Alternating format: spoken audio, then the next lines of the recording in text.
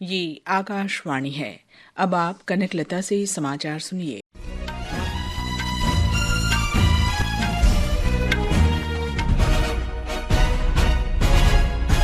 संसद के दोनों सदनों की कार्यवाही आज डॉक्टर बी.आर. अम्बेडकर पर गृहमंत्री अमित शाह की टिप्पणी के कारण बाधित रही।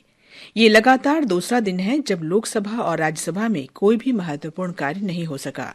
लोकसभा की कार्यवाही सवेरे पहले स्थगित किए जाने के बाद दोपहर 2 बजे जब फिर शुरू हुई तो कांग्रेस, डीएमके, समाजवादी पार्टी और अन्य विपक्षी सांसद सदन के बीचों बीच आ गए।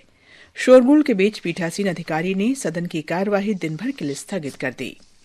राज्यसभा में भी ऐसा ही नजारा देखने को मिला। दोपहर 2 बजे स्थगित होने के बाद जब सदन की कार्यवाही शुरू हुई तो संसद भवन परिसर में विरोध प्रदर्शन के दौरान 2 भाजपा सांसदों के घायल होने की घटना का मुद्दा उठाया गया। संसदीय कार्य मंत्री किरेन रिजिजू ने इस घटना के लिए श्री गांधी और कांग्रेस से माफी की मांग की, जिसमें 2 भाजपा सांसद घायल हो गए थे। उन्होंने ये भी आरोप लगाया कि श्री गांधी के व्यवहार से संसद की गरिमा कम हुई है। सदन के नेता जेपी नड्डा ने भी इस मुद्दे पर बात की और घटना की निंदा की। डीएमके के तिरुचि शिवा ने इन आरोपों का खंडन किया कि राहुल गांधी ने भाजपा सांसदों को धक्का दिया। उन्होंने कहा कि संसद भवन में प्रवेश करते समय श्री गांधी को धक्का दिया गया था।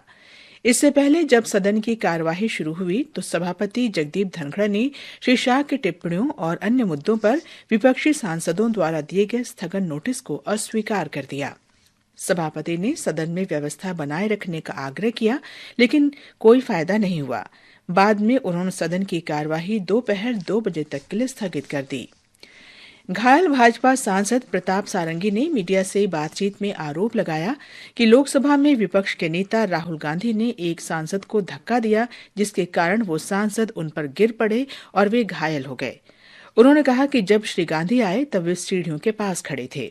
सूत्रों ने बताया कि प्रधानमंत्री नरेंद्र मोदी ने घायल सांसदों से बात की और उनके स्वास्थ्य के बारे में जानकारी ली।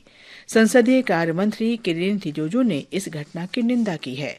वहीं श्री राहुल गांधी ने कहा कि जब वे संसद के भीतर जाने का प्रयास कर रहे थे तब भाजपा के सांसद ने उन्हें रोकने की कोशिश की। राज्यसभा में विपक्ष के नेता मल्लिकार्जुन खड़गे ने भी आरोप लगाया कि भारतीय जनता पार्टी के कुछ सांसदों ने उन्हें धक्का दिया। उन्होंने इस बारे में लोकसभा अध्यक्ष ओम बिरला को पत्र लिखा है और मामले की जांच करने का अनुरोध किया है। जम्मू कश्मीर में जारी आतंकरोधी अभियान के दौरान आज सुबह कुलगाम जिले में सुरक्षा बलों के साथ मुठभेड़ में 5 आतंकवादी मारे गए।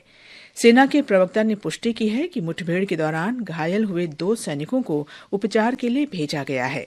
आतंकवादियों की मौजूदगी की सूचना मिलने पर कल रात क्षेत्र में घेराबंदी और तलाशी अभियान शुरू किया गया था। कादर गांव में छिपे आतंकवादियों ने सुरक्षा बलों पर अंधाधुंध गोलीबारी की थी।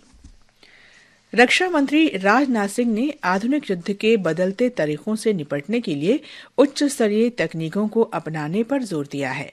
नई दिल्ली में आज एक कार्यक्रम को संबोधित करते हुए उन्होंने कहा कि देश उन हथियारों का निर्यात कर रहा है जिनका वो कभी आयात करता था। उन्होंने इसका श्रेय सार्वजनिक और निजी क्षेत्र, शिक्षा जगत और नव प्रवर्तकों के संयुक्त प्रयासों को दिया है। गृहमंत्री अमित शाह आज नई दिल्ली में एक उच्च स्तरीय सुरक्षा बैठक की अध्यक्षता करेंगे। बैठक में जम्मू कश्मीर सहित सुरक्षा से जुड़े महत्वपूर्ण मुद्दों पर चर्चा होगी। जम्मू कश्मीर के उपराज्यपाल मनोज सिन्हा भी बैठक में शामिल होंगे। केंद्र सरकार ने अरुणाचल प्रदेश में सड़क विकास परियोजनाओं के लिए 398 करोड़ रुपए का आवंटन किया है। सोशल मीडिया पोस्ट में सड़क परिवहन और राजमार्ग मंत्री नितिन गडकरी ने बताया कि केंद्रीय सड़क और मूलभूत सुविधा कोष के अंतर्गत वर्ष 2024-25 के दौरान राज्य की 19 जिला सड़क विकास परियोजनाओं के लिए ये धनराशि आवंटित की गई है। श्री गडकरी ने कहा कि ये निवेश इस बात का परिचायक है कि सरकार सुदूर क्षेत्रों में बुनियादी सुविधाओं को मजबूत करने, क्षेत्रीय विकास की रफ्तार तेज करने और पूर्वोत्तर क्षेत्र में लोगों की आजीविका में सुधार करने के लिए प्रतिबद्ध है। अमेरिका के रिजर्व बैंक ने कल रात ब्याज दरों में 0.25% कटौती की घोषणा की। ये इस साल की तीसरी कटौती है। फेडरल रिजर्व ने एक बयान में बताया कि नीति निर्धारकों ने प्रमुख ब्याज दरों को 4.25 और 4.5% के बीच रखने का निर्णय लिया है। इसके साथ ही ये समाचार बुलेटिन समाप्त हुआ।